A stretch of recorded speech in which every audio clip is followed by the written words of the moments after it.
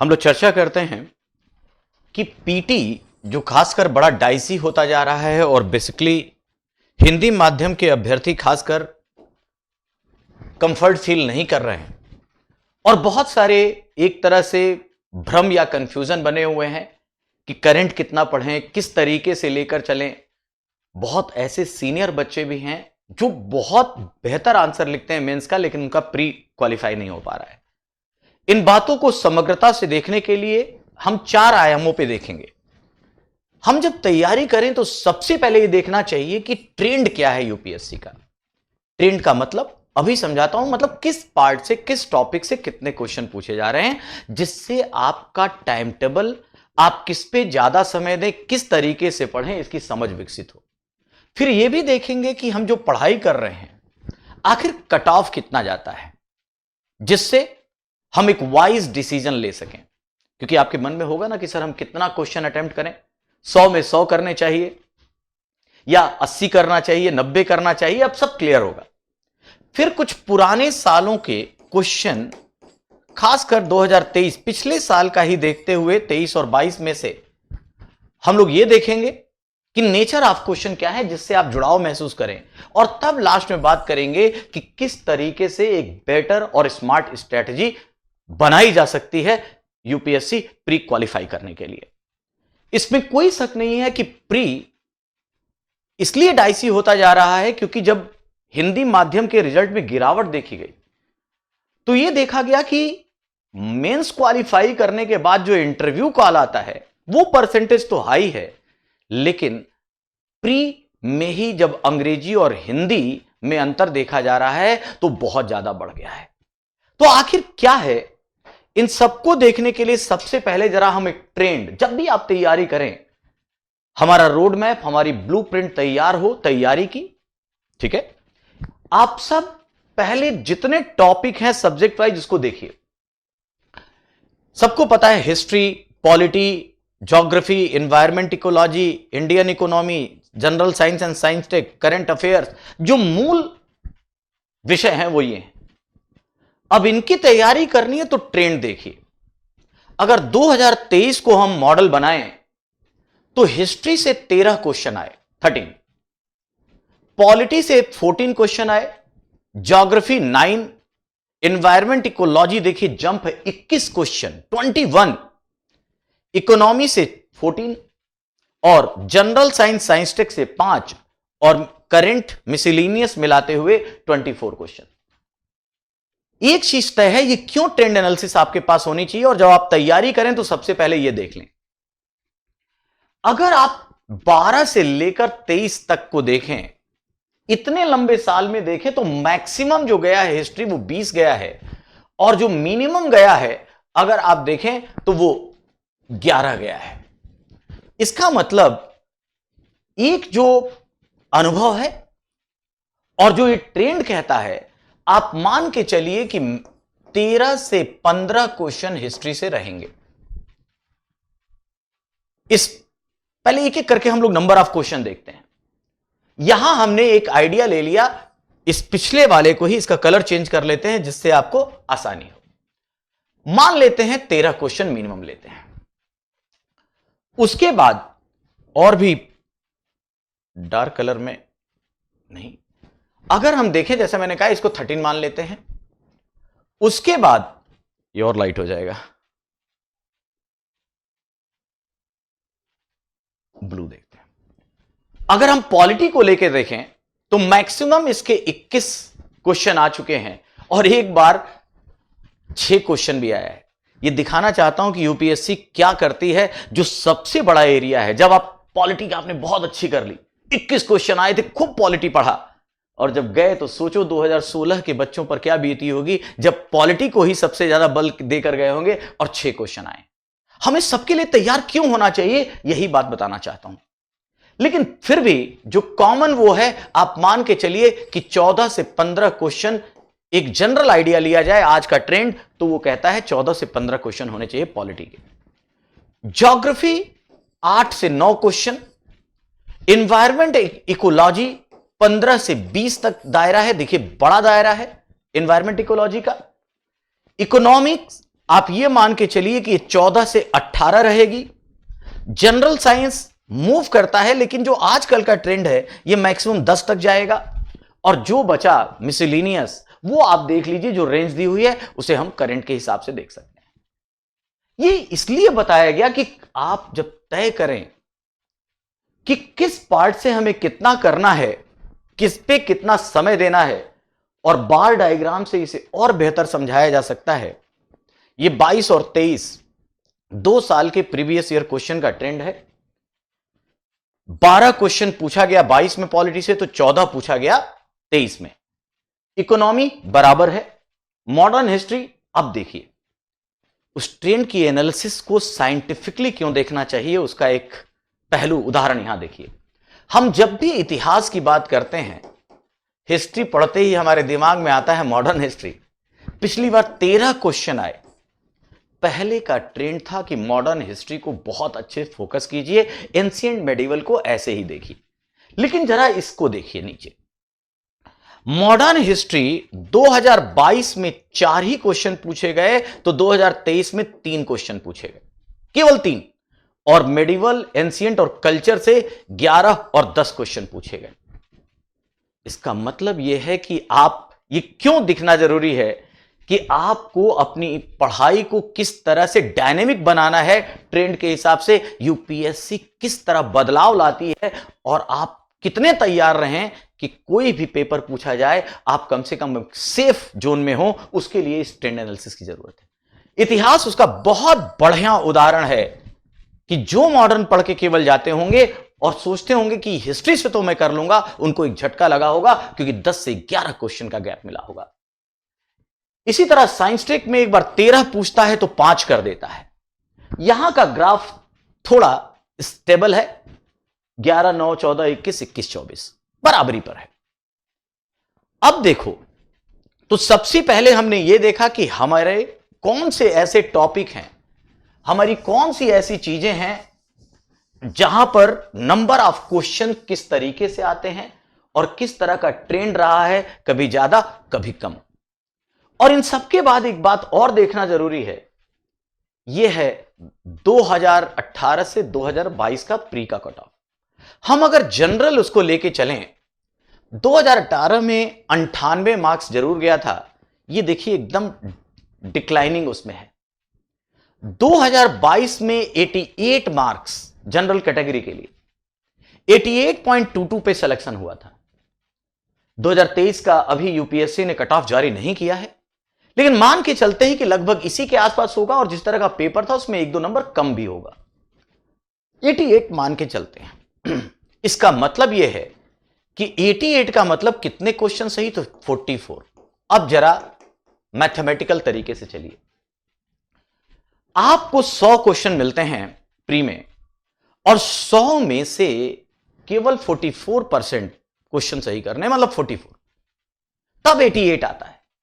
इसका मतलब यह है कि जब हम रणनीति बनाएं, कभी भी देखिए 100 क्रॉस नहीं किया है।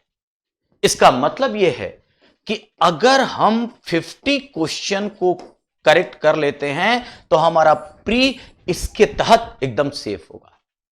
और जो ट्रेंड है, जिस तरह की निगेटिव मार्किंग है, जिस तरह का क्वेश्चन पूछा जा रहा है, मैं श्योर करता हूं कि 50 क्वेश्चन पे आप हमेशा सेफ हैं फर्स्ट पेपर में।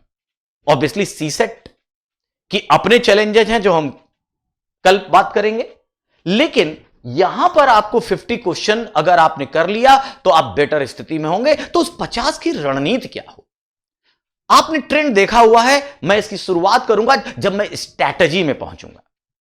अभी जरा यूपीएससी क्या कर चुकी है उसकी बात, और हमें क्या करना चाहिए उसके बाद देखेंगे। ये यूपीएससी द्वारा निर्धारित मार्क्स हैं, वो यूपीएससी का ट्रेंड था। अब जरा तीसरा पक्ष देखते हैं, यूपीएससी के जो क्वेश्चन आए हुए हैं जरा उसको देखते हैं, इसको ट्रेंड और आपको कैसे पढ़ना चाहिए इसके लिए उदाहरण। एक क्वेश्चन आया है, इसको knowledge and map based question कहा गया। क्वेश्चन है मैच द कॉलम टाइप, उत्तरी कीवू और इटूरी, उसके सामने लिखा है आर्मेनिया और अजरबैजान का युद्ध, नारगोनो काराबाख मोजाम्बिक में उपद्रव, उपल जो भी कहिए, खेरासान और जपोरिजिया इजराइल और लेबनान। अब ये पिछले साल का प्रश्न था। मेरे हिसाब से ये सिंपल क्वेश्चन है, ये इजी क्वेश्चन है। अगर आप यहां गलत करते हैं तो फिर थोड़ी सी दिक्कतें बढ़ जाएंगी कि आपका सिलेक्शन हो। एक एक क्वेश्चन इंपॉर्टेंट है, क्योंकि हम 50 क्वेश्चन एकदम कंफर्टेबल तरीके से कैसे पहुंचे इसकी रणनीति पे चर्चा करने जा रहा हूं। आप सबको पता है कि खेरासान और जपरीजिया लगातार न्यूज में था, क्योंकि रूस और यूक्रेन जब युद्ध शुरू हुआ था तो शुरुआती इन दोनों क्षेत्रों में रशियन एक तरह से प्रभुत्व की बात आई थी, तो इसलिए जैसे ही आता है तो ये तो गलत हो ही गया। दूसरा, आप जब वर्ल्ड हिस्ट्री या वर्ल्ड हिस्ट्री और मॉडर्न वर्ल्ड या इंटरनेशनल रिलेशन की बात करते हैं, जैसे ही नारगोनो काराबाख आता है, आपको पता है ये आर्मेनिया और अजरबैजान के बीच की बात है, मोजाम्बिक की बात नहीं है। तो जब ये देखिए, दो चीजें बड़ी सिंपल थी, सामान्य पढ़ाई करने वाला भी ये जानता है। और जैसे ही उत्तरी कीवी उटूरी, ठीक है आपको नहीं पता, लेकिन उत्तरी कीवी और उटूरी नहीं पता, लेकिन आर्मेनिया अजरबैजान के साथ दिया हुआ है, जबकि ये तो मुद्दा नारगोन काराबाख का है। इसका मतलब है कि वो सामने गलत है। एक चीज बड़ी साफ हो गई कि इसका मतलब इनमें से कोई भी ऐसा नहीं है, आंसर होगा डी, कोई भी मैच नहीं है। चूंकि ये पेपर, फिर से मैं कह रहा हूं, हमें टफ है, ये न्यूज में नहीं पता, लेकिन जो पेपर में खासकर जो कुछ बेस्ट साइट्स को फॉलो करते होंगे न्यूज़पेपर के, उसमें यह देखा होगा कि कांगो में, खासकर रिपब्लिक ऑफ कांगो में यह समस्या लगातार बनी हुई है। वहां के इन प्रांतों में सिविल वार की स्थिति है, वहां की मिलिशिया कई बार निर्दोष लोगों की बड़ी संख्या में हत्या कर चुकी है। तो यह न्यूज में था और यह बेसिकली करंट के कारण पूछा गया था। ये दोनों सामान्य पहले की परिचर्चा है, ये तो आप जान ही रहे हैं कि रशिया यूक्रेन वार से है, ये बहुत पुरानी समस्या है। कोलैप्स ऑफ यूएसएसआर, सोवियत संघ के पतन के बाद जब अलग अलग देश बने हुए, अलग स्वतंत्र, तो उसी समय से आर्मेनिया और अजरबैजान में इसको लेकर मुद्दा रहा है। लेकिन यह क्वेश्चन करंट के कारण था, क्योंकि मिलिशिया ने वहां निर्दोष लोगों पर हमला किया, और इसलिए इसका तीनों, अब चूंकि मेरे सामने, तो कैसे देखना चाहिए मैं आपको यह भी बताता हूं। अगर मैप बेस्ड है, जैसा मैंने कहा, देखिए यह है आर्मेनिया और यह है अजरबैजान, और यही जो स्थिति है यह है नारगोनो काराबाख की। ये बहुत पहले से कि मेरा प्रभुत्व होगा, कि मेरा प्रभुत्व होगा, यह लड़ाई चल रही थी। आप सबको पता है कि पिछले कुछ समय, खासकर 2022-23 में अजरबैजान की संप्रभुता, अजरबैजान का जो प्रभुत्व है वो यहां बढ़ा है। तो पहला क्वेश्चन जो मैच में द कॉलम में एक पॉइंट था, क्लियर हो गया होगा। अभी जो मैं बात कर रहा था इतूरी की, नॉर्थ कीवू की, वो देखिए वो यहां की स्थिति है। ये है डेमोक्रेटिक रिपब्लिक ऑफ कांगो, जिसे हम कभी कभी जैरे भी कहते हैं। ये वही देश है, और यहां पर ये समस्या, ये उसके प्रांत हैं जहां ये समस्याएं बनी हुई हैं। तीसरा क्वेश्चन जो था मैप में, आप देखिए इसी खेरासान के बारे में पूछा था। अब जब इस खेरासान के बारे में पूछा था, तो ये मैं फिर कह रहा हूं कि ये इतना एक तरह से सिंपल मुद्दा था, रोज पेपर में था, यहां गलती करने की कोई संभावना नहीं थी। तीनों चीजें आपको क्लियर होनी चाहिए। 22-23 में फिर देखो ये कैसे पूछता है। इसका मतलब एक ट्रेंड दिख रहा है कि current and map based question आएगा। जो जगहें चर्चा में हैं, खासकर क्राइसिस में हैं, कहीं विवाद हुआ है, कोई बड़ा इंपॉर्टेंट कोई पहल हुई है, वहां से क्वेश्चन पूछे जा रहे हैं। अब देखिए डोनबास क्षेत्र, अब देखिए फिर पहला तो बहुत ही हलवा है। डोनबास क्षेत्र होते ही आपको यूक्रेन याद आना चाहिए, यूक्रेन रशिया वार में। काचीन आपका पड़ोसी है, काचीन ये म्यांमार और चीन के बीच विवाद का एक वो रहता है, ये काचीन म्यांमार विद्रोही माने जाते हैं। और टिग्रे, ये जरूर एक बेहतरीन क्वेश्चन था।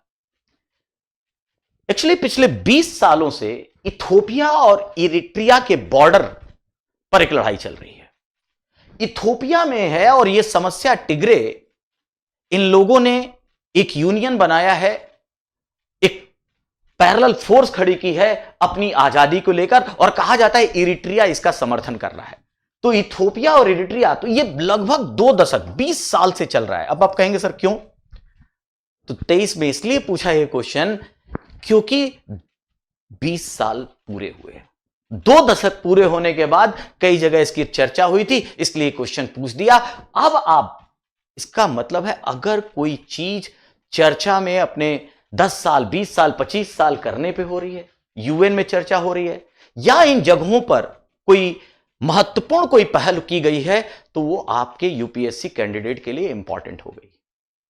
मैं एक उदाहरण देता हूं इसी बात पे। जैसे इस बार आपने देखा होगा अभी रेड सी क्राइसिस चल रही है, लाल सागर संकट। अब लाल सागर जब संकट चल रहा है तो लाल सागर के इर्द गिर्द आपको पता ही होगा ये लाल सागर है, और जब लाल सागर से हम अदन की खाड़ी को देखते हैं तो यहां पर है ना भाई, यहां अदन की खाड़ी। अब लाल सागर जो है क्राइसिस सबको पता है, लेकिन उसका क्वेश्चन बड़ा सिंपल नहीं होगा।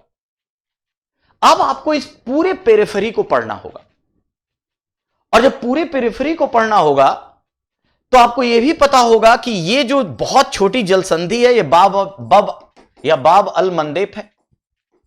बाब अल मंदेब, ये देखिए एक छोटा सा चिकन नेक है जो अदन की खाड़ी से रेड सागर को जोड़ती है। अब रेड सागर आप सबको पता है कि यहां से स्वेज नहर निकलेगी और यह पहुंच जाएगी भूमध्य सागर में। तो स्वेज नहर किसको जोड़ती है? तो लाल सागर को भूमध्य सागर के। तो 6th-7th का बच्चा पढ़ने लगता है। ये तो एक कहानी। अब रेड सी किसको किसको छूती है यह भी देखना चाहिए। तो इधर एशिया में 2 ही देश होंगे, यमन, सऊदी अरब। अफ्रीका में देखिए तो यहां जिबूती। तो देखिए एक प्रकार से बब अल मंदेब क्या करता है, एशिया और अफ्रीका में जुड़ाव करता है। यमन और जिबूती ऐसे जुड़ते हैं। अब यहां पढ़ा तो हूती विद्रोही यमन वाले याद आने चाहिए, हूती याद होना चाहिए, तो वो सिया मूल के हैं, उनके पीछे ईरान है, ये भी याद होना चाहिए। तो इस तरह से चीजों को जोड़कर देखने की जरूरत है। और इसी तरह भाई ऑब्वियसली मिस्र इजिप्ट तो होगा ही, थोड़ा सुडान भी होगा, है ना। तो इस तरह से 4 अफ्रीकी देश और 2 जो है एशियाई देश हैं। और बात केवल यही नहीं होती, यूपीएससी का जब छात्र हो तो थोड़ा सा आगे बढ़ते हुए रेड सी से जब यहां जाता है तो रेड सी के पास ही एक अकाबा की खाड़ी है। इस बार यह भी थोड़ी चर्चा में रहा। अकाबा की खाड़ी में जाओगे तो यहां पर यह इजराइल का इलाट पोर्ट था। इलाट पोर्ट पर हूतियों ने हमला किया, तो अकाबा की खाड़ी गई। अब यहीं से आपने शायद यह भी सुना होगा और सुनना चाहिए कि अब आपको यह भी देखना चाहिए कि यह किसको किसको, अकाबा की खाड़ी जो है जब यहां बनती है तो यह किसको किसको टच करती है, यह सब पता होना चाहिए आपको। इजराइल हो ही गया, इधर जॉर्डन है और फिर सऊदी अरब है नहीं, और इधर मिस्र होगा। तो एकदम मैप बड़ा क्लियर बनना चाहिए आपके दिमाग में। और साथ ही साथ आपको पता होगा इजराइल ने स्वेज नहर के विकल्प में एक योजना बनाई है, एक नहर निकालने की बात की है, उसका नाम है बेन गुरियन। अब देखिए क्या पढ़ना था, यही यूपीएससी है बेटा। हम लोग रेड सी देख रहे हैं, लेकिन रेड सी क्राइसिस से जुड़ी हुई अन्य आयामों में बेन गुरियन का भी बात आएगा। इजराइल कह रहा है कि ठीक है वो उधर से जाने दो, हम तो अकाबा की खाड़ी से आएंगे, यहां से होते हुए गाजा पट्टी के बगल से हम भूमध्य सागर में चले जाएंगे। तो ये एक टोटैलिटी की मांग करता है यूपीएससी। सामान्य सी जो बात दिखेगी, रेड सी तो सबको पता है क्या है, लेकिन उसके आसपास की जितनी चीजें हैं, जितनी इंपॉर्टेंट वाटर बॉडी है या जितने इंपॉर्टेंट कुछ क्लासेज हैं उसको देख लेना। और वैसे भी ये क्वेश्चन ये भी इशारा करता है कि खासकर मिडिल ईस्ट और नॉर्थ अफ्रीका में जो समस्याग्रस्त देश हैं वहां क्या चल रहा है, क्या पहलू है, ये एक पेज पे बनाकर लिख लीजिए। हम लोग करंट पढ़ने के चक्कर में किसी उसकी मैगजीन, कोई ये वेबसाइट, कुछ भी कर रहे हैं, लेकिन जो ट्रेंड कह रहा है सबसे पहले आज आप क्या कीजिए, मिडिल ईस्ट खासकर और नॉर्थ अफ्रीका के जो देश संकटग्रस्त हैं, जहां क्या क्या समस्याएं हैं, कौन कौन से विद्रोही हैं, उसकी लिस्ट बनाकर 1 से 2 पेज में आपका काम हो जाएगा। और देयर इज प्रोबेबिलिटी कि आपको क्वेश्चन मिले, और हायर प्रोबेबिलिटी है। तो पहला ट्रेंड तो यह है, मेरे ख्याल से यह बात क्लियर हो गई होगी। उसके बाद अगर आगे बढ़ें, देखा जैसे मैंने कहा था कांगो में यही उतूरी और नॉर्थ किवू हैं।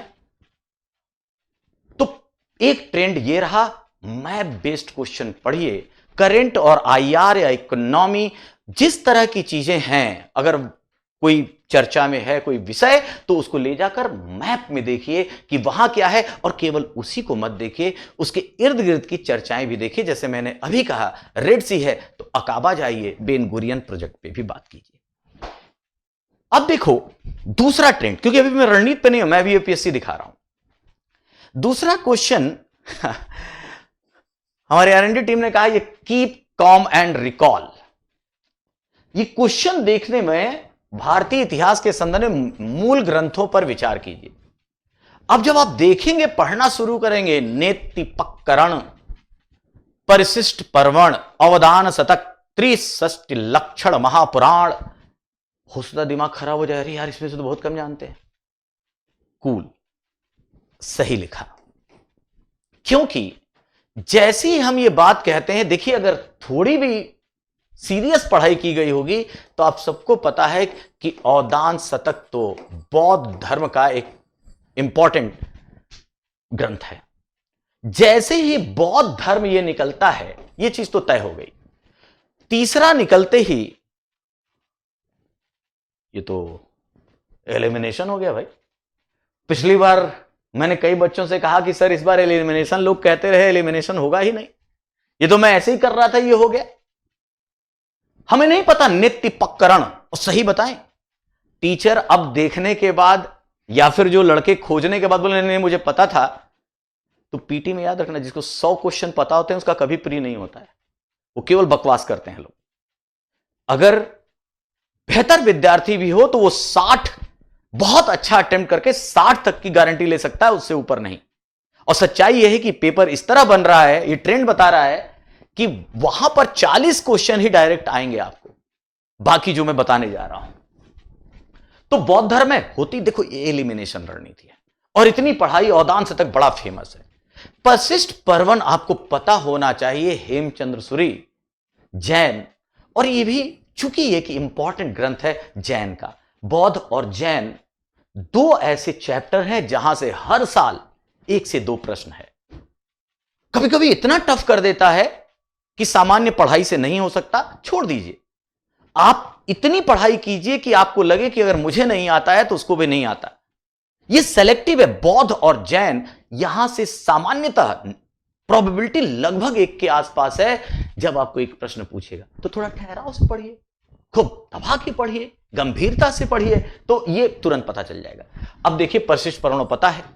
खैर एक एलिमिनेशन प्रोसेस से ये तुरंत हो गया। 2 और 4 जब देखा तो ये आया, और ऑब्वियसली नेतिपक्करण, हीनयान, या फिर आप और उसमें जाएंगे तो देखेंगे जब विभाजन होता है बुद्धिज्म का, तब जाकर उसमें है। इस तरह से मतलब ये भी बौद्ध से है। तो उतने की जरूरत क्या है? प्री ये नहीं कहता कि आपको चीजें सारी की सारी पता हो, आपके प्रेजेंस ऑफ माइंड को चेक करता है। याद रखिए प्री एक स्क्रीनिंग टेस्ट है। मानते हैं कि 10 लाख लोग फॉर्म भरते हैं, एक आइडिया, 10 लाख लोग फॉर्म भरते हैं, 6 लाख लोग अपीयर होते हैं। इस 6 लाख में से जब पीटी का रिजल्ट आता है तो सीट के हिसाब से मान लीजिए इस बार 1000 सीट है। अगर 1000 है तो इसका मतलब लगभग 13,000 पीटी का रिजल्ट मतलब प्री क्वालिफाई करेंगे। अब बताइए 10 लाख से 13,000 में से 10,000 कहूं तो इसका मतलब क्या है? 0.1% रिजल्ट है। इस बात को समझिए, जिस कंपटीशन में है उतनी योग्यता तो रखनी पड़ेगी, केवल लक फ्लुक नहीं। आप अगर सीरियस एस्पिरेंट हैं तो इस बात को लेकर चलिए, आपने चुना है कि आपको आईएएस बनना है, और अगर आईएएस बनना है तो पढ़ाई को वो लेवल ले जाना होगा। यूपीएससी का ट्रेंड जिस तरह से चल रहा है, पहली चीज तो यूपीएससी का ट्रेंड ये कहता है कि कोई ट्रेंड नहीं है। बोला ना, एक बार 20 क्वेश्चन पूछा, अगली बार 6 पूछ दिया। करो तैयारी, अगर दिन खराब होगा तो ऐसा ही होगा। तो भी क्यों सेफ हो सकता है, मैं उसकी रणनीति बता रहा हूं। अब यहां पर इस तरह के क्वेश्चन लेकिन गलत नहीं होने चाहिए। एलिमिनेशन से अगर एक पता है तो आप कर सकते थे, और कोई ऐसा नहीं होगा जिसने पढ़ाई की होगी और दान शतक और परिशिष्ट प्रमाण नहीं देखा होगा। तो ये कूल है। फिर आया भाई एक हिस्ट्री का, सखाराम गणेश देवस्कर बाउंसर। एक सखाराम गणेश देवस्कर की पुस्तक देसेर कथा के संदर्भ में इन जनरल आप ना तो कोचिंग के नोट्स में, ना किसी अच्छी पुस्तक जिसे हम लोग रिकमेंड करते हैं या आपने ली होगी उसमें यह मिलता है, उसमें नहीं मिलता। कहने का मतलब अब नहीं मिलता तो वहां कैसे करोगे? और कोई कॉन्सेप्चुअल क्वेश्चन तो है नहीं, क्योंकि इसमें फैक्ट भी है। इनका नाम शायद सुना ना हो। स्वदेशी आंदोलन में कहा औपनिवेशिक राज्य द्वारा मस्तिष्क की सम्मोहक विजय के विरुद्ध में चेतावनी दी गई। स्वदेशी नुक्कड़ नाटक लोकगीतों को प्रेरित किया। देश शब्द का प्रयोग बंगाल क्षेत्र के विशेष संदर्भ में किया गया। लगभग बेटा वहां किसी ने भी डायरेक्ट इस क्वेश्चन को संभवतः ही देखा होगा।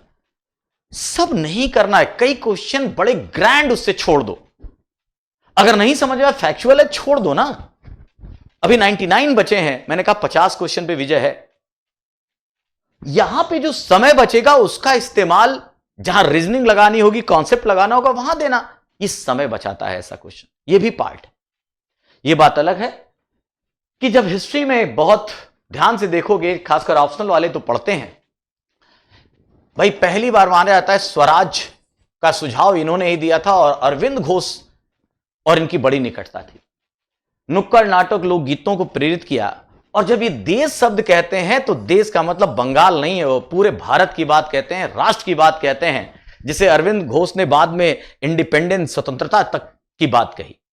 तो ये एक चाहो अगर थोड़ा लॉजिकल लगा के, लेकिन फैक्चुअल बेस पे, चूंकि कौन से सही है सब नहीं बता सकते, तो अगर ये छूट भी गया तो परेशान मत हो, यहां गेस नहीं करना चाहिए ऐसे क्वेश्चन में। निगेटिव मार्किंग का ध्यान रखते हुए कौन से क्वेश्चन को अटेम्प्ट करें, कौन से प्रश्नों को छोड़ें, यह बड़ा इंपॉर्टेंट है। Leave it. इसी तरह भारत सरकार अधिनियम 1919 में प्रांतीय सरकार, आपको पता होगा 1919 के अधिनियम की जो सबसे बड़ी पहचान थी वो था प्रांतों में द्वैत शासन। प्रांतों में, ये देखो मैं मानता हूं ये भी हलवा इजी क्वेश्चन है, और इजी भी है और चाहो तो थोड़ा लॉजिक भी लगा दो, जो प्रेजेंस ऑफ माइंड जो सबसे इंपॉर्टेंट है। प्रांतों में द्वैत शासन कैसे? एक ही प्रांतीय विषय को कहा गया, एक विषय आरक्षित होगा, रिजर्व्ड होगा, एक विषय ट्रांसफरेबल होगा, हस्तांतरित होगा। हस्तांतरित दे दिया रिस्पॉन्सिबल गवर्नमेंट, उत्तरदायी सरकार भारतीयों को, और आरक्षित विषय दे दिया गवर्नर को। और यह बात अलग है, गवर्नर को ऐसा बैठा दिया कि कोई भी काम बिना इससे पूछे उत्तरदायी सरकार कर ही नहीं पाए। अब देखिए जरा क्या विषय दिया जा सकता है, आप सारे विषय देख लीजिए। जैसे ही आता है क्या भू राजस्व, अंग्रेजों ने भू राजस्व से जब सबसे ज्यादा कमाई की, हमारे पूरे ताने बाने को नष्ट कर दिया, तो क्या भू राजस्व कभी हस्तांतरित को दिया जाएगा? दे ही नहीं सकता। लॉजिक और सिंपल फैक्ट भी है। इसका मतलब आरक्षित विषय में भू राजस्व तो होगा ही होगा। जैसे ही कहता है कि इसमें आरक्षित, और आरक्षित विषय क्या है, तो भू राजस्व तो तय हो गया। भू राजस्व होते ही तीसरा किसमें है, तो देखिए वैसे तो तीसरा उन्होंने सब में ही दे दिया है। तीसरा, इसका मतलब एक यह है कि यह विषय कट गया है नहीं। अब देखो स्थानीय स्वशासन, लोकल सेल्फ गवर्नमेंट, सबसे ज्यादा लाइबिलिटी क्या होती है? उल्टा कर दो, क्या है कि बजाय क्या नहीं हो सकता। लोकल सेल्फ गवर्नमेंट, पंचायती राज जैसी व्यवस्था को लेकर कौन आएगा? अंग्रेज तो जानते हैं कि जितनी लाइबिलिटीज है उधर दो, तो लोकल सेल्फ गवर्नमेंट तय है कि हस्तांतरित विषय होगा, मतलब आरक्षित नहीं है। इसका मतलब दो गलत हो गया, एलिमिनेशन। दो गलत होते ही कुछ बचा ही नहीं। दो गलत होते ही देखिए आंसर क्या आ गया, 1, 3 और 4। न्याय अपने पास रखेंगे, न्याय क्यों देंगे भाई, है कि नहीं? पुलिस कैसे छोड़ देंगे, पुलिस के बल पर तो सब हुआ है। मतलब लॉजिक, कॉमन सेंस और थोड़ी सी पढ़ाई के द्वारा यह हो सकता था। आप ये मत सोचिए अरे ये क्वेश्चन पूछा है तो कई लड़के अब लगते हैं रटने। कई कोचिंग वाले मैटर दे देते हैं कि उसके पास 20 विषय ये थे, उसके पास 30 विषय ये थे। ये ट्रेंड नहीं। फिर मैं कह रहा हूं यूपीएससी एक सामान्य बोध की बात करती है, वो जरूर आपके अंदर हो। भीड़ में से क्रीम को छांटना है, ये एक जरूरी तत्व है, इसको जरूर जानिए। मेरे ख्याल से ये क्लियर हो गया। इसी तरह बहुत सारी बातें हैं अब ये देखिए हलवा क्वेश्चन है, हलवा वेरी इजी, नहीं खाओगे अभी मत कहना खा के शुगर हो जाएगी। अगर ये गलत किया है ना तो आपको पीटी पास करने का हक ही नहीं है। पूछता है 26 जनवरी 1950 में भारत की वास्तविक संविधान स्थिति क्या थी। अब संपूर्ण प्रभुत्व संपन्न लोकतांत्रिक गणराज्य। आप सबको पता है कि जो समाजवादी और पंथनिरपेक्ष शब्द है ये 42वें संविधान संशोधन से लाया गया है, ये हमारे मूल प्रस्तावना का अंग नहीं था। मतलब ये क्वेश्चन देख के थोड़ा सा ये लगता है कि जिन लोगों ने गलती, और ये ह्यूमन एरर नहीं है, ये ब्लंडर है और इस तरह की गलतियां करने वाले को प्री पास करने का हक नहीं है। ये मैं ये भी बताना चाहता हूं कि एक तरफ देखो ऐसे क्वेश्चन आ रहे थे, मैंने ये भी बोला कि ये क्वेश्चन है छोड़ दो, किसी को नहीं आता, और ये सबको आता है तो यहां गलती करने का हक आपको नहीं है। फिर कॉमन सेंस वाली बात की, और इसीलिए मैं बताना चाहता हूं कि 50 क्वेश्चन कैसे, ऐसे भी तो कुछ क्वेश्चन होंगे, आप 50 तक पहुंचने की रणनीति बनाइए। न्यायिक हिरासत, ये इस तरह के क्वेश्चन यूपीएससी आजकल काफी दे रहा है। अब बहुत सारी ऐसी फिल्में बनी, बहुत सारी ऐसी चर्चाएं हुई जिसके कारण ये क्वेश्चन आ रहा है। कई बार एक बाबा हैं, वो आज ही कोर्ट ने कहा कि ये बार बार इतनी जल्दी पैरोल पे क्यों आ जाते हैं। तो इस तरह की चर्चाएं हैं, तो ऐसी में बहुत सारे क्वेश्चन आ रहे हैं। अभी कहता है न्यायिक हिरासत का अर्थ है अभियुक्त संबंधित मजिस्ट्रेट की हिरासत में। सही बात है भाई, न्यायिक है, मजिस्ट्रेट है, और ऐसे अभियुक्त को पुलिस स्टेशन के हवालात में रखा जाता है, न कि जेल में। उल्टा कर दिया। बेसिक समझ, अगेन बहुत इजी है, फिल्में भी देखते होंगे। जेल और हवालात, हवालात माने पुलिस, और जेल जब जाता है तो मजिस्ट्रेट के निर्णय के बाद मजिस्ट्रेट के अधीन हो जाता है, तब जाता है। ये तो बेसिक है, गलत हो गया। न्यायिक हिरासत के दौरान मामले के प्रभारी पुलिस अधिकारी न्यायालय की अनुमति के बिना, यस, जब वो जेल में है, मजिस्ट्रेट के अधीन है, तो न्यायालय की अनुमति के बिना संदिग्ध व्यक्ति से पूछताछ नहीं की जा सकती। ये हमारे जो फंडामेंटल राइट्स हैं उसका अंग है। ये बातें आपको समझना चाहिए। इसका मतलब आंसर केवल 2 होगा, वेरी इजी। और ये मैं केवल पिछले साल के क्वेश्चन इसलिए बता रहा हूं कि आपको ये ना लगे कि पहले का है। इसी तरह नंबर ऑफ क्वेश्चंस, इकोनॉमी का एक ले लेते हैं। ये करंट से जुड़ा था और करंट के साथ इकोनॉमिक्स की समझ इंपॉर्टेंट थी। इकोनॉमी की बेसिक समझ, यूएस फेडरल रिजर्व की सख्त मुद्रा नीति पूंजी पलायन की ओर ले जा सकती है, ले गई। अमेरिका में कई कारणों से इन्फ्लेशन की स्थिति आई, ये पता होगा, महंगाई होगी, मुद्रास्फीति होगी, तो फिर मौद्रिक नीति तो सख्त नीति लाएगी, और सख्त नीति लाएगी तो ऑब्वियसली ब्याज दरों और बाकी सब पे प्रभाव पड़ेगा, तो पूंजी पलायन होगा। सही है भाई, ले जा सकता है। पूंजी पलायन वर्तमान विदेशी वाणिज्यिक, इसको ईसीबीज कहते हैं, ईसीबीज वाली फर्मों की ब्याज लागत को बढ़ा सकता है। सही है भाई, ब्याज लागत बढ़ेगा। घरेलू मुद्रा का अवमूल्यन, डिवैल्यूएशन, ईसीबी से संबंधित मुद्रा जोखिम को घटाता है। अब देखिए, जैसे पहला इजी था, इसी तरह जब अवमूल्यन होगा तो जोखिम को घटाएगा नहीं, जोखिम को बढ़ाएगा।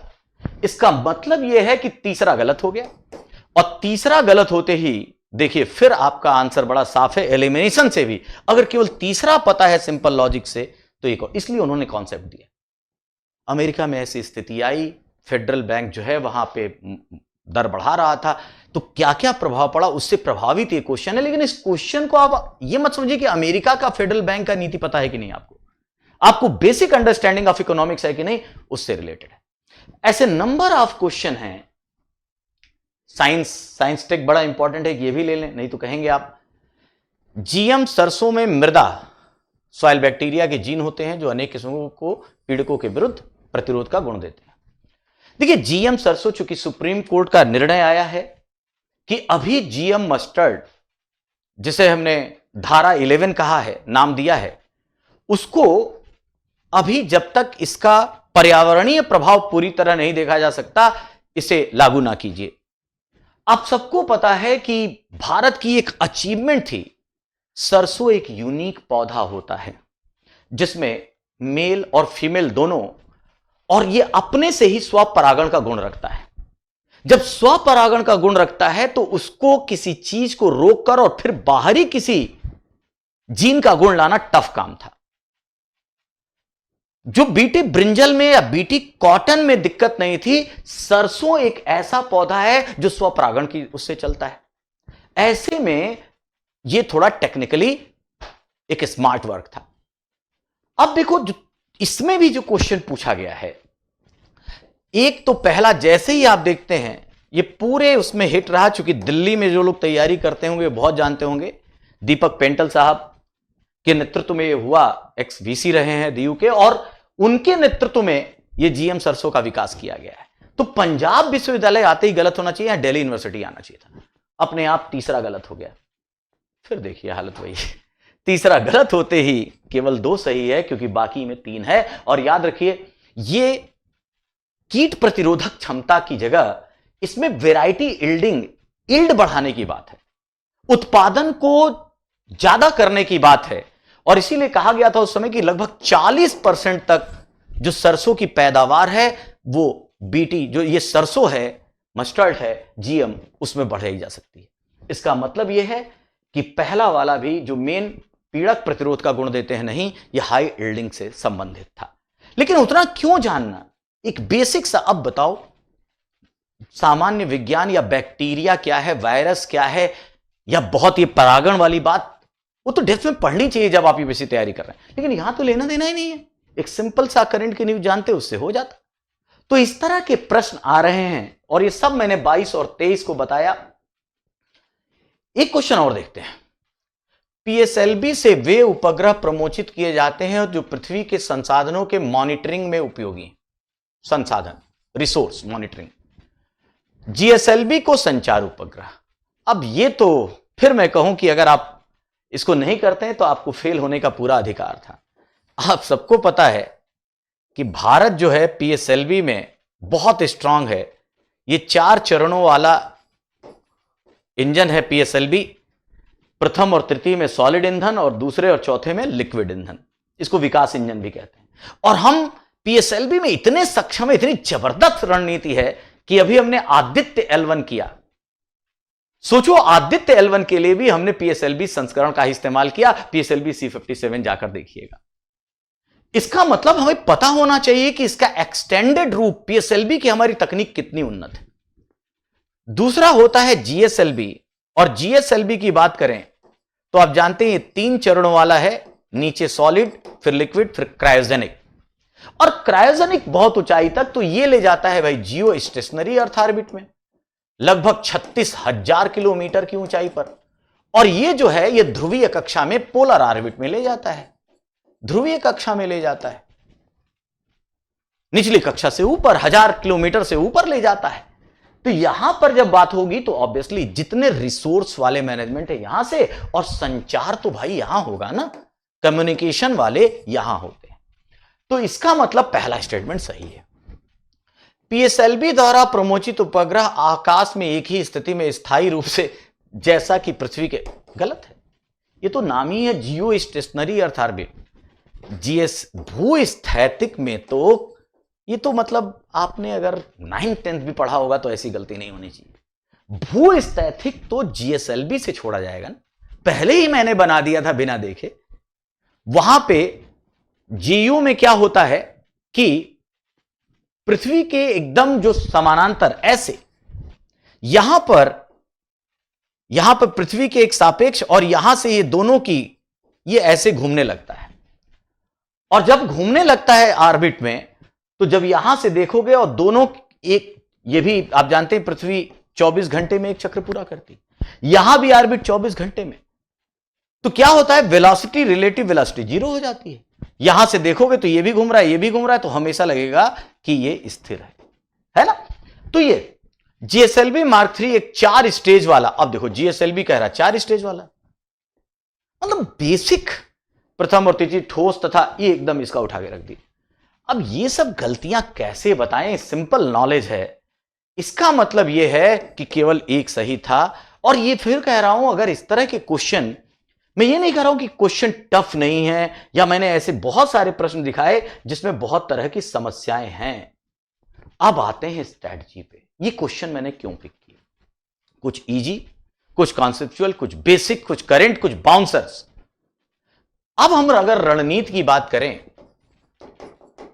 तो आप याद रखिए कि पीटी, जैसा मैंने दिखाया ट्रेंड में, कि अगर आपका स्कोर 90 है तो आप सेफ हैं, 90 का मतलब आपको 45। अब सबसे पहले आपके पास आपकी स्वॉट एनालिसिस होनी चाहिए।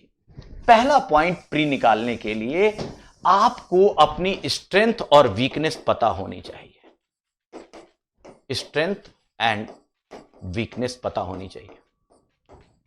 और यहां क्या ताकत देखनी है? फिजिकल नहीं, पढ़ाई की।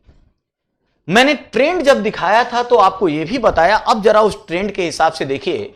History 13 question, polity 15 question, economics 15 question, environment and ecology सामान्य में मिनिमम लेके चल रहा हूं 15 question, science and tech with science मैं थोड़ा सा मूव करते हुए इसको 10 के आसपास रखता हूं। अगर हम ज्योग्राफी भी 8 से 10 क्वेश्चन है, 8 ले लेते हैं। अब आप जरा देखिए कितने हुए, तो 43 या फिर ये कहें 45 यही हो गया, ये 58 हो गया, 68, 76 क्वेश्चन यही हो गए। और बचे 24 जो मिसलिनियस है, जिसे हम करंट के नाम पे कहते हैं।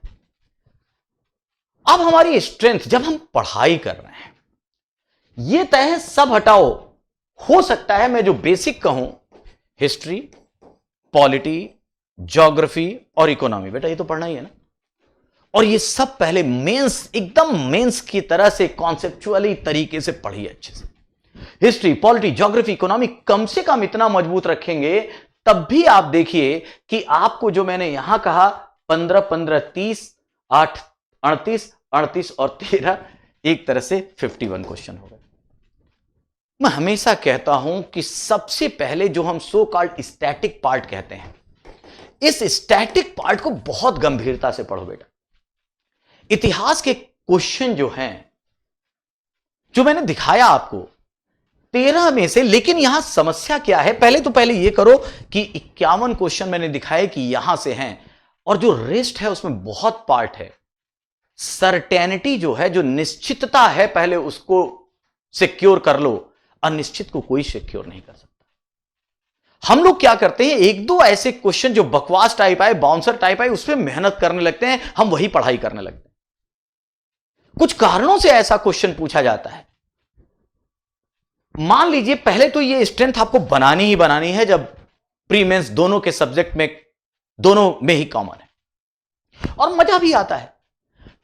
और अगर मान ले 15 क्वेश्चन यहां है, 8, 15 और 13, तो एक बात बताइए, पॉलिटी तो आपको स्ट्रेंथ करना ही है। देखिए टॉप करने वाला भी कहता है एम लक्ष्मीकांत पढ़िए, और 2-3 साल जिसका प्री नहीं निकला या उससे ज्यादा, वो भी पढ़ता है। तो कुछ तो गड़बड़ है, पढ़ाई अच्छे से कीजिए। इसका मतलब आपकी स्ट्रेंथ है, तो आप मान के चलिए 15 में से 12 क्वेश्चन 100% होने चाहिए। अगर आप 15 में से 12 करने की स्थिति में नहीं है पॉलिटी में, यूपीएससी का क्वेश्चन, इसका मतलब है, मैं 15 में 15 नहीं कह रहा हूं, कुछ क्वेश्चन ऐसे बनते हैं जो वहां नहीं किए जा सकते। जिस प्रेशर में एग्जाम हॉल में होता है विद्यार्थी, जिस तरह UPSC board twist and turn देता है बनाते समय पेपर को, हो सकता है प्रॉब्लम आए। मैंने इसीलिए कहा 3 क्वेश्चन छोड़िए, 12 हो सकते हैं। ज्योग्राफी के क्वेश्चन सामान्यतः बेसिक हैं, यहां भी हम 6 लेते हैं। इकोनॉमी, मैंने करंट को अभी अलग रखा है। कॉन्सेप्चुअल वाली बातों को, जो बेसिक चीजें हैं, उसके हिसाब से यहां भी, चलिए मैं एक क्वेश्चन कम कर देता हूं, 11 लीजिए, और 13 हिस्ट्री में आप 10 लीजिए। तब भी आप देखिए कि ये 39 क्वेश्चन आपके यहीं हो जाते हैं। मैंने देखिए एरर की बात रखी हुई है। मैं नहीं कह रहा हूं कि सारा सही होगा, हिस्ट्री ऑप्शनल वाला भी 13 में 13 नहीं करता, लेकिन इसको मजबूत कीजिए ना। अगर आपकी स्ट्रेंथ है, अगर स्ट्रेंथ है, वो पहचान बने, ताकत बने, यहां गलतियां होंगी तो आप सेलेक्ट नहीं होंगे। दूसरा, वीकनेस का मतलब एक जमाना था कह देते थे कि छोड़ दो, साइंस एकदम मत पढ़ो, हो जाएगा। आपका जो ट्रेंड है, मैंने दिखाया एक बार 20 पूछा है तो अगली बार 6 भी पूछा है। अब आप छोड़ नहीं सकते। लेकिन वो एरिया जैसे साइंस एंड टेक है, ठीक है, आपकी बेसिक साइंस जो फैक्चुअल है या बहुत समय से जिसको नहीं पढ़ा है बेसिक साइंस को, उसको छोड़ दीजिए। लेकिन टेक्नोलॉजी और जो पिछले 2 सालों में खूब चर्चा में रहा है, अब गगनयान, कल ही प्रधानमंत्री ने 4 यात्रियों के नाम घोषित किए। अब ये सब पता होना चाहिए। गगनयान किस प्रक्षेपण यान से जाएगा, कितनी ऊंचाई पर जाएगा, कितने दिन चक्कर लगाएगा, उसमें कौन कौन सी टेक्नोलॉजी थी, पता होना चाहिए। चंद्रमा के साउथ पोल पर सॉफ्ट लैंडिंग करने वाला दुनिया का पहला देश हम हैं। अगर हम हैं तो कैसे गए, किस तरह से, उसमें कौन कौन से इंपॉर्टेंट पेलोड्स हैं, ये चंद्रयान पे जब मैंने क्लास ली थी यूट्यूब पे बताया था। और देखिए सेम मेंस का क्वेश्चन एक एक लाइन वहीं से आया है जो 2023 का मेंस हुआ। एक समझ होनी चाहिए, मतलब साइंस से छोड़िए मत, जो सामान्य समझ, जो करंट से जुड़ी हुई बातें हैं, बेसिक बातें हैं, आपको पता होना ही चाहिए। इसी तरह अगर हम बात करें इन्वायरमेंट एंड इकोलॉजी की, मैंने इधर नहीं लिया। इन्वायरमेंट इकोलॉजी जो पिछली बार 20 क्वेश्चन थे, मैंने फिर कहा मैं 15 मान लेता हूं। बेटा इसमें 7 क्वेश्चन ऐसे हैं जो बेसिक हैं, जो किताबी पढ़ाई से, नोट से, या जो भी आपका अध्ययन का मटेरियल है उससे आता है। और 8 क्वेश्चन ऐसे होते हैं जिनको बनाने में प्रॉब्लम है। तो ऐसी चीजों को जितना हो सके एक नोट्स बना के समराइज कर लो, लेकिन यह मत देखना कि यह भी पूरा हम कर पा रहे हैं। लेकिन ये तो देखो हम 15 के चक्कर में हम 7 तो ना छोड़े ना। और यही बात रही करंट और मिसलिनियस की, जहां 20 के आसपास क्वेश्चन है। अरे भाई नई चीज, हर चीज को पढ़ने की बजाय जो पिछले कई दिनों से चर्चा में है, जिसकी इंपॉर्टेंस और जो नोट्स आपने बना रखे, उसको तो कम से कम बार बार रिवाइज कीजिए। इसके लिए भी मतलब वीकनेस होते हुए भी इस पे मेहनत करनी है, मेरा यह कहना। प्री में मैंने देखा कि ज्यादातर लड़के इधर मेहनत पहले ज्यादा करते हैं, करंट और क्या पढ़ें, निश्चित नोट्स नहीं है, ट्रेंड बहुत नहीं है, क्या क्वेश्चन पूछेगा पता नहीं है, और यहां पे मजबूत नहीं है। फेल ज्यादातर वही होता है, कुछ बच्चों को छोड़कर। कभी आपदा भी होती कि ट्रेंड ही ऐसा आ गया जैसा पिछले साल हुआ 2023 में, कि बेसिक कॉन्सेप्चुअल क्वेश्चन कम रहे, थोड़े से अनप्रेडिक्टेबल क्वेश्चन ज्यादा आ गए। और पिछली बार तो ऑप्शन भी ऐसा दिया कि एलिमिनेशन टफ हो गया था। कुछ लोग कह रहे थे क्वेश्चन से ज्यादा टफ तो आंसर था। तो ये सब होता रहेगा, यूपीएससी है, अनप्रेडिक्टेबिलिटी रहेगी। लेकिन सबसे पहले आप ये मजबूत कीजिए, स्टैटिक पार्ट को बहुत अच्छे से मजबूत कीजिए, और वीकनेस वाले पे छोड़ना नहीं है। तो इसके लिए अब जब पढ़ाई करें, मैंने सोर्स के साथ बताया, तो रणनीति के बाद अब हम कर क्या सकते हैं, कैसे आगे बढ़ सकते हैं। तो इसके लिए सबसे पहला पॉइंट अगर हम देखें कि अगर हिस्ट्री, ये हम सर फिर कैसे पढ़ें, तो पहला इसका पॉइंट है कि आपके पास जो नोट्स और जो किताब जो भी आप लेके चल रहे हैं, बार बार पढ़ रहे हैं, सबसे पहले इसको बार बार पढ़ें। पहला फार्मूला है स्टैटिक पार्ट के लिए, बार बार पढ़ो। एक बार 2 बार जब भी आप देखेंगे आपको नया फैक्ट मिलेगा, नई चीजें मिलेंगी। और ऐसे में आपको यह लगता है कि आप सब जानते हैं तो भूल में हैं। अच्छे तरीके से एक एक लाइन को गंभीरता से उसके आगे पीछे की बातों को जोड़कर पढ़ें, क्योंकि करंट के भी जो क्वेश्चन आ रहे हैं पॉलिटी में, वो फॉरवर्ड और बैकवर्ड लिंकेजेस से आ रहे हैं। अगर कोई चीज चर्चा में है पॉलिटी का, तो पूछने के बाद कॉन्सेप्ट से जोड़ दे रहा है। तो पॉलिटी की अगर बात याद नहीं होगी, बेसिक चीज याद नहीं होगी, तो करंट पढ़ने के बाद भी आप क्वेश्चन नहीं कर पाएंगे। बार बार पढ़िए गंभीरता से। दूसरा, आप टॉपिक वाइज टेस्ट दीजिए। मतलब कम से कम इन टॉपिक पे जो मैंने इधर लिखा है, इस पे टॉपिक वाइज जो भी आपको बेस्ट, जिस पे आपको विश्वास है, टेस्ट सीरीज का चयन कीजिए और करिए। पॉलिटी को लिया और पॉलिटी पे लगभग 2 से 3 केवल पॉलिटी विषय से जुड़े हुए जो 100 प्रश्न बनाए गए हों, उसको सॉल्व कीजिए और देखिए कहां किस प्रकार के क्वेश्चन में गलती हो रही है। बार बार पढ़िए और टॉपिक वाइज टेस्ट दीजिए। और टॉपिक वाइज टेस्ट के बाद इन सब में दीजिए, और इन सब में टॉपिक वाइज टेस्ट के बाद तीसरे नंबर पे आप क्या कीजिए कि फिर जाकर फुल टेस्ट दीजिए, इन्हीं सबको मिलाकर। अब इधर मत आइए,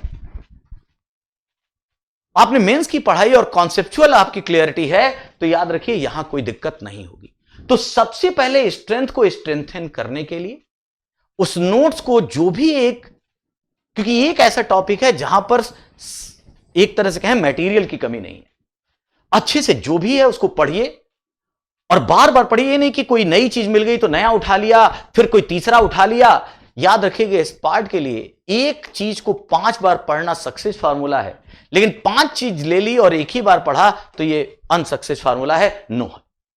तो इस तरह टेस्ट देते हुए चलिए। उसके बाद जो वीकनेस है, मैंने कहा पहले का ट्रेंड था जब नेगेटिव मार्किंग नहीं थी 13 से पहले, तो होता था इसको छोड़ दो। लेकिन मैंने कहा ना यूपीएससी कब किससे कितना क्वेश्चन पूछेगी यू डोंट नो। ऐसे में अब वीकनेस वाले के लिए मैंने कहा अब आपको एक्सटेंडेड स्टडी, दूसरा फार्मूला है, आपको एक्सटेंडेड या विस्तारित अध्ययन करना होगा। हम वो पार्ट नहीं छोड़ सकते जो बड़ा इंपॉर्टेंट है, जहां से क्वेश्चन आ रहे हैं और जो हम थोड़ी पढ़ाई से कर सकते हैं। जैसे मैंने उदाहरण दिखाया साइंस एंड टेक का, आप जरूर से जरूर करें। और यहां पर अगर आप सोचिए कि अगर science tech, environment, ecology, current की कुछ बातों को लिया, इकोनॉमिक सर्वे को अच्छे से पढ़ा, करंट डेटा रखा, तो जो बचे हुए लगभग 40 क्वेश्चन हैं, 51 ही मैंने बोला लेकिन मान लेते हैं 40 क्वेश्चन है, और यहां पर अगर हम 20 प्लस की स्थिति में भी हों, 50% की स्थिति में, तो हम बेहतर परिणाम दे सकते हैं। एक बार थोड़ा कूल और काम बैठ के पूरी स्ट्रेटजी बनाइए, लेकिन छोड़ने के बजाय एक्सटेंडेड स्टडी की तरफ आ जाइए। तो पहला है बार बार पढ़िए, टेस्ट दीजिए, स्टैटिक पार्ट को मजबूत कीजिए, तब करंट और अनिश्चितता की ओर आइए। और उसमें भी इतना जरूर देखिए कि किस तरह के क्वेश्चन पूछे जा रहे हैं, उस पर जरूर पकड़ रखिए। तीसरा फार्मूला, मतलब पहला हो गया स्टैटिक पार्ट को पढ़ना, बार बार पढ़ना और टेस्ट देना। दूसरा हो गया मैंने कहा एक्सटेंडेड फॉर्म ऑफ स्टडी, मतलब केवल सतही नहीं, जो स्ट्रेंथ है उसको भी आगे बढ़ाकर देखिए कि करंट से कैसे जुड़ता है, और वीकनेस वाले पार्ट में भी जो इंपॉर्टेंट एरिया है उसको पढ़ने की कोशिश कीजिए। तीसरा जो फार्मूला है, याद रखिएगा, जितना आपका कॉन्फिडेंस, सेल्फ कॉन्फिडेंस, आप जितना आपका आत्मविश्वास बढ़ा रहेगा, pre is the game of confidence, आप कूल और कॉम रहेंगे, तब आप, जैसा मैंने देखा ना एलिमिनेशन प्रोसेस, कई क्वेश्चन यूपीएससी आपको ऐसा देती है कि अगर आप थोड़ा सा स्थिर चित्त के हैं तो आसानी से कर सकेंगे। तो लास्ट दिनों में कोई कुछ कहता है पिछली बार क्या हुआ उसको हटा दीजिए, और इस बार आपने पढ़ाई की है, इस तरीके से की है, तो आप कॉन्फिडेंट जरूर रहिए। ये बड़ी जरूरी है, क्योंकि प्री में देखो, प्री एक ऐसी चीज है जहां पे आपको प्रश्न के साथ उत्तर उसी जगह दिया गया है। अगर आपने पढ़ाई की है तो सबकॉन्शियस माइंड में वो होगा, और अगर होगा, आप जानते हैं power of subconscious mind is कोई मतलब बिगर देन कॉन्शियस माइंड। तो यहां पर आप अगर ध्यान देंगे और थोड़ा सा शांतचित्त हैं, आत्मविश्वास भरा हुआ है, तो आप कर लेंगे। इसको जरूर डेवलप कीजिए। चौथे नंबर पे एक इंपॉर्टेंट बात, जब करंट की स्थिति आती है तो चौथे नंबर पर मटेरियल की सारगर्भिता को लेकर खासकर कुछ ऐसे एरिया हैं, जैसे मान लीजिए प्रेस इंफॉर्मेशन ब्यूरो, पीआईबी को फॉलो करते हुए कुछ मंत्रालय ऐसे हैं, जैसे कि ग्रामीण विकास, रूरल डेवलपमेंट, इससे जुड़े हुए रिपोर्ट, इससे जुड़ी हुई न्यूज को देखिए। आप देखिए रोड एंड ट्रांसपोर्ट, बहुत सारा काम हो रहा है, पूरे ट्रांसपोर्ट को ही लेकर जो मिनिस्ट्री है उसको फॉलो कीजिए। सबसे इंपॉर्टेंट आजकल है एग्रीकल्चर एंड फॉरेस्ट, कृषि और जो हमारा वन मंत्रालय है, इससे रिलेटेड साइड, चूंकि तो मेंस में, प्री में हर जगह काम आएगा, और एग्रीकल्चर से जो क्वेश्चन आ रहे हैं उसको ध्यान से देखेंगे, आप करने की स्थिति में होंगे, अगर आप किसी भी तरह, किसी भी मैगजीन से इन एरियाज को जरूर फॉलो करते हैं। चूंकि स्मार्ट सिटी 2.0 की बात चल रही है, तो अर्बन डेवलपमेंट भी ले लीजिए। इसी के साथ रिन्यूएबल एनर्जी, जो हमारा एनर्जी सेक्टर है, यहां से भी हमेशा एक क्वेश्चन रहता है। तो कहने का मतलब यह है कि जो हमारी मूलभूत चीजें हैं इंफ्रास्ट्रक्चर वाली, और भारत विकसित भारत बनने के लिए जो जो लक्ष्य निर्धारित किया है 2047 में, उसके लिए कौन कौन से एरियाज पे काम करने हैं, और जो खासकर हमारी पहचान है, जहां अभी कमी रह गई है, उन एरियाज को जरूर उस मिनिस्ट्री को पढ़िए। हम पॉलिटी और इस तरह की चीजों में ज्यादा करंट में ढूंढते रहते हैं, जबकि यह काफी है। अगर एमईए है, मिनिस्ट्री ऑफ एक्सटर्नल अफेयर्स, विदेश मंत्रालय, इसको फॉलो कीजिए, जो आईआर की चीजें बताएगा।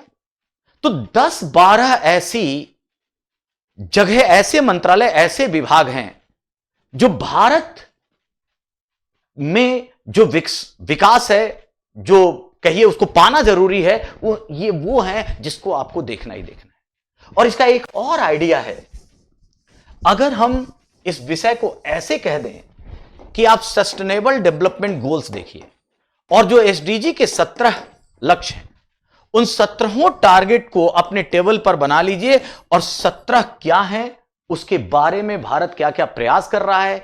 कहीं कोई कॉन्फ्रेंस हुई है, कॉप हुआ है, कहीं कोई बड़ा डिसीजन आया जिसमें भारत की स्थिति पैदा हुई है, तो ये सारी चीजें आपको पता होनी चाहिए। जैसे अभी किसान आंदोलन कर रहे हैं कि एमएसपी को गारंटी का कानून बना दिया जाए। अब एमएसपी का पूरा विषय आपको पता होना चाहिए, कब आया, पहली बार कैसे आया, कौन बनाता है, कितने फसलों पर दी गई, क्या समस्या होगी गारंटी युक्त, और इसी एमएसपी से जुड़ते हुए डब्ल्यूटीओ कहां पहुंच जाता है, पीस क्लास कहां पहुंच जाता है, इन सबको आपको ध्यान रखना होगा। तो एक्सटेंडेड स्टडी का मतलब यह भी है। लेकिन मैं तीसरे नंबर पे, इसलिए मैं इसको कह रहा हूं, इवन चौथे नंबर पे, कि आपकी पढ़ाई का जो दायरा है वो संकुचित ना हो। और मैंने ये एरिया स्पेसिफिक किया कि सर आपने तो क्वेश्चन जो लिए थे वो तो आते थे, लेकिन अभी का समझ में नहीं आता। तो नहीं समझ में आता तो जो मैंने विभाग बताए, जिन समाचारों को कहा, उनको जरा ध्यान से देखो, ऐसी जगह को, मतलब ऐसे न्यूज को फॉलो करने की कोशिश करो, जरूर आएगा। चूंकि अभी इकोनॉमिक सर्वे नहीं आया, चूंकि चुनावी वर्ष था, अंतरिम बजट आया, लेकिन इसके बावजूद आपने देखा होगा अभी कितनी बड़ी खबर है कल की कि हमारी ग्रोथ रेट 8.4% पहुंच गई। कैसे पहुंची, क्या मानक है, क्या निर्धारक है? एक तरफ कहा जा रहा है कि गरीबी, बेरोजगारी की स्थिति है, विपक्ष कह रहा है 8.4, ये किस तरीके से पहुंचा, इसका सुखद पहलू क्या है और चैलेंजेस क्या है, ये पता होना चाहिए। दुनिया में ग्रोथ रेट गिर रही है, आपकी उठ रही है, तो ये क्या चक्कर है? जब ग्लोबल सप्लाई चेन यूक्रेन रसिया वार से डिस्टर्ब हुआ, इजराइल हमास से हुआ, रेड सी क्राइसिस चल रही है, उसके बावजूद ये पाना, और अगला जो आएगा वो आंकड़ा और जो तिमासिक होगा वो और बेहतरीन होगा। तो अगर ये है, तो अभी अभी सरकार ने एक रिपोर्ट जारी की है कि आखिर अब हमारा दस्तावेज, मतलब 2047 तक का एक तरह से विकसित भारत का दृष्टिकोण, अगर वो रिपोर्ट है, उसका एसेंस, उसकी समरी आपके पास होनी चाहिए। तो इकोनॉमी से जुड़े हुए विषय इस तरीके से किए जा सकते हैं। तो कुछ एरिया जो बड़ा स्पेसिफिक है, मैंने साइंस टेक में बात की, मैंने इकोनॉमी की बात की, पॉलिटी की बात की, आईआर की बात की, और हिस्ट्री, जैसे मैंने कहा कि पढ़ने का जो नजरिया है कुछ जगह पर पहले से बदलना होगा। Modern, ancient plus medieval plus culture, ये सबको बराबर ध्यान दीजिए। और एंशिएंट, मेडाइवल, आप पुरानी एनसीईआरटी को देखिए। मेडिवल तो जो पुरानी एनसीईआरटी है सतीश चंद्रा सर की, वो पर्याप्त है, आप उससे पढ़िए, उतना पहले ध्यान से पढ़िए बस। एंशिएंट के लिए आरएस शर्मा को पढ़िए, और कल्चर के लिए हो सकता है तो तमिलनाडु बोर्ड की एससीईआरटी पढ़िए। इन चीजों से लेकर चलिए, और या फिर जिस कोचिंग या कोई मैटर रखा है उसको बार बार पढ़िए, लेकिन बेसिक बुनियादी चीज ये जरूरी है। और मॉडर्न पे तो आप मेहनत करते हैं, 2 साल से 3 और 4 क्वेश्चन पूछे जा रहे हैं, यहां 10, हो सकता है रिवर्स हो जाए। आप सबके लिए तैयार रहिए। यही मैं कहना चाहता हूं कि यूपीएससी का कोई ट्रेंड भले कह रहे हो नहीं है, लेकिन जिसने बेहतर स्ट्रैटेजी और अपना समय देकर एक होलिस्टिक सर्वांगीण पढ़ाई की है, समय दिया है, कुछ विषयों पर इतनी पारंगतता बना ली है कि चाहे जैसा भी क्वेश्चन आए हम करने की स्थिति में रहेंगे, ऐसा व्यक्ति फेल नहीं होता। मैप बेस्ड स्टडी को अपना आधार बनाइए, जो मैंने शुरुआती 2 क्वेश्चन बताए थे। तो ये सब अगर हम करेंगे, तो जैसा मैंने कहा कि अगर हम इस तरह से अब एक कंक्लूजन की तरफ आए, तो 50% क्वेश्चन तो स्टैटिक पार्ट से आते हैं और 50% अनसर्टेन है, जो करंट के हिसाब से कहा जा सकता है। तो कम से कम पहले इस 50 क्वेश्चन में हमारी, और याद रखिए अगर पढ़ाई की हुई है अभ्यर्थियों ने तो इसमें 40 क्वेश्चन होने चाहिए। जब आप किसी भी लड़के को बैठा देंगे प्री की बेसिक पढ़ाई के साथ, तो पिछले साल मैंने देखा कि 30 से 35 क्वेश्चन तब भी बहुत करने लायक थे। याद रखिए जो पेपर दिखाया आपको लगे पिछले साल केवल 30 से 35 क्वेश्चन ऐसे थे जो तुरंत किए जा सकते थे। लेकिन जो मेरिट आएगी वो अगर 88 के आसपास आएगी, इसका मतलब 44 क्वेश्चन, अगले 10 क्वेश्चन ही तो करने हैं जो आपको सक्सेस और अनसक्सेस की तरफ ले जाएंगे। अब इस 10 क्वेश्चन के लिए जैसा मैंने कहा कि एलिमिनेशन प्रोसेस, लॉजिक, दूसरा अगर वो टफ हो जाता है, क्योंकि जिस तरह के ऑप्शन आते हैं उसमें जरूरी नहीं है एलिमिनेशन सब में लगे, लेकिन यह तय है कि हर साल 1-2 प्रश्न ऐसा देता है। दूसरा जो मैंने कहा वो एरिया जहां पर भारत सरकार बड़ा फोकस कर रही है, या वो एरिया जिसके कारण वो विश्व में बड़ा चर्चित रहा है, उन जगहों को देखिए। और साइंस अगर कमजोर है तो साइंटिस्ट की उन बातों को जो दुनिया को और भारत को बदलने के लिए, या ये कहिए कि हमारी उपलब्धियों में से रहे हैं, उन चीजों को तो देखा ही जा सकता है। अगर केवल 20 पेज बना दिए जाए साइंस टेक के जो करंट अचीवमेंट से हैं पिछले 2 सालों में, तो वहां से प्रश्न की गुंजाइश बहुत ज्यादा है। तो ये स्मार्टनेस आप में होनी चाहिए, क्योंकि मान के चलिए 40 क्वेश्चन आपको आने चाहिए और अगले 10 से +2 की तैयारी वो ज्यादा बेहतर करेगा जिसका कॉन्सेप्चुअल क्लियरिटी अच्छा है, जिसने ठहराव के साथ पढ़ा है, जिसका कॉन्फिडेंस भरा हुआ है, सेल्फ कॉन्फिडेंट है।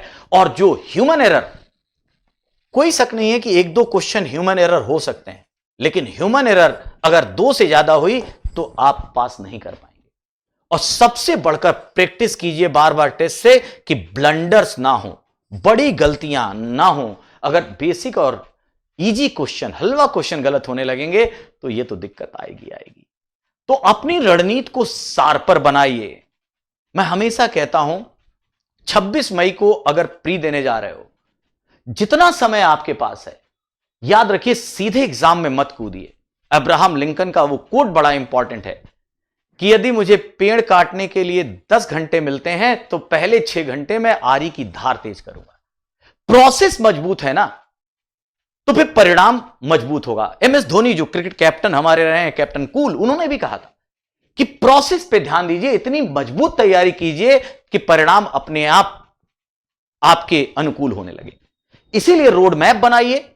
पहले स्टैटिक पार्ट को इतना अच्छा कीजिए कि 70-80% उसमें से आपका आउटपुट आए, और फिर अनसर्टेनिटी में से सर्टेनिटी देखिए, और उन एरियाज पर और वैसी जगह को जो पिछले 4-5 सालों में अगर पेपर देखो यूपीएससी का, तो ट्रेंड बताता है कि किस तरह के क्वेश्चन पूछे जा रहे हैं, उन एरियाज पर वर्क करें। कुछ क्वेश्चन टफ होंगे, कुछ एरियाज टफ होंगे, लेकिन केवल इजी और स्वीटी होने से यूपीएससी नहीं होगा। ऑब्वियस सी बात है, कष्ट होगा, थोड़ा पढ़ना पड़ेगा। केवल हंसने खेलने और मोटिवेशन वाली वीडियो सुनने से ही यूपीएससी आईएएस नहीं बनोगे। आपको थोड़ा त्याग करना पड़ेगा, पढ़ाई के लिए अपनी योग्यता को थोड़ा बढ़ाना पड़ेगा, और उस स्किल के साथ अगर आपकी स्मार्ट स्ट्रैटेजी शामिल हो जाती है तो आप निश्चित ही बेहतर करेंगे। तो मेरे ख्याल से इन सब चीजों को आप शामिल कीजिए। कुछ एरियाज ऐसे हैं कि जिसको टॉपिक को अगर बता दिया जाए, जैसे साइंस टेक, एनवायरमेंट इकोलॉजी और करंट में, और जैसा मैंने भारत सरकार की कुछ डिपार्टमेंट्स की बात की, आप देखिए क्या एग्रीकल्चर और फॉरेस्ट से रिलेटेड है जो हमारे मिनिस्ट्री का डेटा, वहां से क्वेश्चन नहीं आएगा, उसको फॉलो कीजिए। क्या जो हमारा एनर्जी सेक्टर है, खासकर रिन्यूएबल एनर्जी है, उसके बारे में जो बातें हो रही हैं उससे क्वेश्चन नहीं आएगा। साइंस टेक में अगर इसी को पूछ ले कि सब लोग ग्रीन हाइड्रोजन की बात कर रहे हैं, पूछ ले पिंक हाइड्रोजन किस संदर्भ में है। तो जितने हाइड्रोजन के रूप हैं, कहां कहां उसका यूज हो रहा है और भारत की क्या उसमें योग्यता है, उसको एक लिस्ट बना लीजिए। तो इस तरह से हम पढ़ाई के अगर आयाम को इस लेवल पे टच करेंगे तो प्री आप निश्चित ही कर पाएंगे। जीएस फर्स्ट पेपर में आप निश्चित ही बेहतर कर पाएंगे, और कम से कम 100 क्वेश्चन आप जरूर कर पाएंगे, 100 नंबर जरूर पा पाएंगे। 100 क्वेश्चन तो कभी कीजिए ही मत, मतलब 50 क्वेश्चन प्लस कर लेंगे। और एक बात और, यहां पर जब आप, मैं बार बार जब ये कह रहा हूं कि 100 नंबर प्लस पे आप सेफ हैं, तो इतनी रणनीति के साथ किसी टेस्ट सीरीज को बार बार दीजिए, डरिए मत।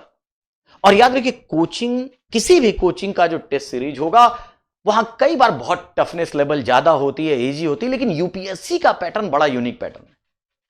वो ना एनालिसिस भी रखेगा, अप्लाइड भी रखेगा, फैक्ट भी रखेगा, इजी बहुत रखेगा कोई क्वेश्चन, और कोई बहुत टफ रखेगा बाउंसर। वो ऐसा बैलेंस बनाता है कि 40 तक लड़का पहुंचे और 40 के बाद जो 50-55 की यात्रा है वहां से स्मार्टनेस दिखे। तो खूब जो पढ़िए, कॉन्सेप्चुअल क्लैरिटी से पढ़िए, उसे अप्लाइड तरीके से जोड़कर पढ़िए, विजुअलाइज कीजिए, मैप के साथ देखिए, टेस्ट सीरीज देखिए, और कई डिपार्टमेंट जहां से और कई ऐसे क्षेत्र हैं, टॉपिक हैं जहां से क्वेश्चन पूछे ही जाते हैं, उसको देखिए। मैं आज आपको चैलेंज करता हूं, एसडीजी 17 गोल ले लीजिए।